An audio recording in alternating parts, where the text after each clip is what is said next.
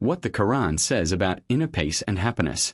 Imagine living a life where your heart is at peace, no matter what challenges you face.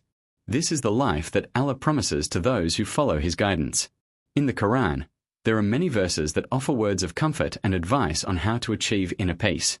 One of the most famous verses is Surah Al-Baqarah, verse 286, where it says, Allah does not burden a soul beyond what it can handle. This verse reminds us that we are not alone in our struggles and that Allah will not give us more than we can handle. But what about when we feel overwhelmed and anxious? The Qur'an offers a solution in Surah Al-Fajr, verse 27 to 28, where it says, Indeed, those who have believed and those who are Jewish and Christians, and Sabaeans, those who believe in Allah and the Last Day and perform prayer and give zakat, will find their reward with their Lord, and there will be no fear concerning them, nor will they grieve. This verse reminds us that faith can bring us peace and contentment. So, how can we apply this wisdom in our daily lives? First, we need to cultivate gratitude by focusing on the blessings that Allah has given us. In Surah Al-Qari'ah, verse 16, Allah says, And if Allah were to punish men for their wrongdoing, He would not leave a living creature on its surface.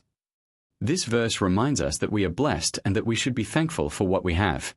Second, we need to let go of worldly desires and focus on our spiritual growth.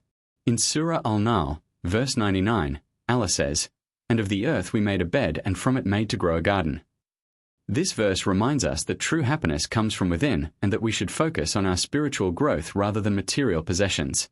Finally, we need to be patient and trust in Allah's plan.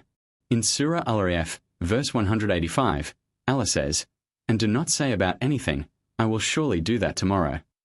This verse reminds us that we should not put off our actions for another day and that we should trust in Allah's plan.